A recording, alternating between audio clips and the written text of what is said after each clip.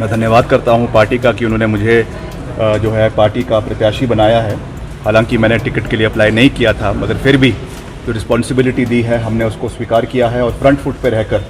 हम लड़ाई लड़ेंगे, लोगों के बीच जाएंगे और जो विकास कार्य हमने मंडी संसदीय क्षेत्र के लोगों के, पूरे प्रदेश के साथ साथ मंडी संसदीय क्षेत्र के लोगों का किया है, खास करके आपदा के दौर में हम जो लोगों के साथ दिन रात खड़े रहे हैं, केंद्र के साथ पूरा तालमेल बनाकर पिछले 15 महीने के मेरे प्रदेश लोक निर्माण मंत्री के कार्यकाल में हमने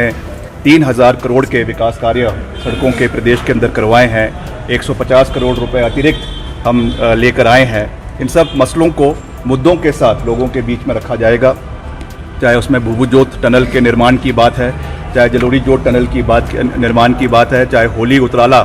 सड़क के निर्माण की बात है, चाहे टूरिज़्म पॉइंट ऑफ व्यू से मनाली बंजार आनी क्षेत्र को डेवलप करने की बात है, चाहे हमारे जो एक्स सर्विसमैन हैं आपके सरका घाट में, जोगिंदर नगर में,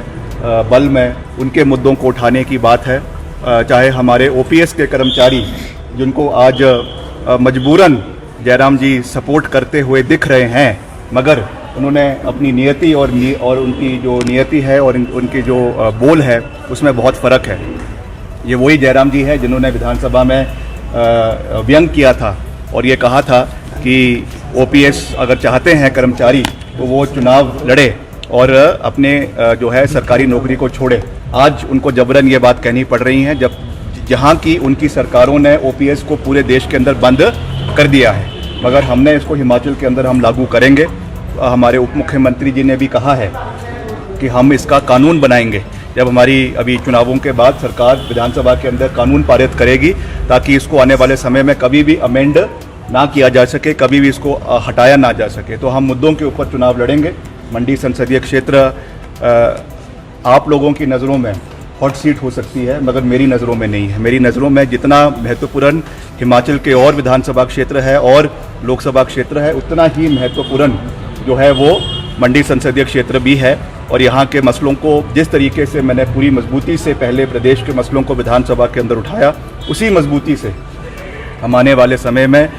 हमारे देश की जो हमारा सबसे बड़ा लोकतंत्र का मंदिर है लोकसभा के अंदर, इस मंडी संसदीय क्षेत्र के मसलों को उठाएंगे। और साथ ही साथ विकास कार्य तो होगा, मगर जो आज एक प्रहार सनातन धर्म के ऊपर भारतीय जनता पार्टी जो मंडी संसदीय क्षेत्र के अंदर कर रही है, लगातार हमारे देवी देवताओं का तिरस्कार कर रही है, लगातार हमारे सनातन धर्म का तिरस्कार कर रही है, उस पर भी हम लोगों के बीच में जाएंगे। क्योंकि जो संस्कृति को ये बढ़ावा दे रहे हैं, जिस खान पीन से हम दूर दूर तक सनातन धर्म का कोई रिश्ता नहीं है, उसको इनके प्रत्याशी जो बढ़ावा दे रहे हैं, ये बहुत दुर्भाग्यपूर्ण है और इस चीज़ को लोगों के बीच में लेकर जाया जाएगा। मैं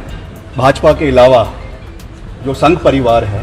राष्ट्रीय स्वयंसेवक संघ है, विश्व हिंदू परिषद है, उनसे भी ये विनम्रतापूर्वक आग्रह करना चाहूँगा कि आपको संज्ञान लेना पड़ेगा। आज जिस तरीके से सनातन धर्म पे प्रहार जो है वो भाजपा की प्रत्याशी कर रही हैं, लगातार जो जिस तरीके से उनका जो एक प्रहार हो रहा है, जिस तरीके से अपमान हमारे देवी देवताओं का हो रहा है, सनातन धर्म का हो रहा है, ये हमारी देव संस्कृति के लिए अच्छी बात नहीं है। हम मुद्दों के ऊपर लोगों के बीच में जाएंगे,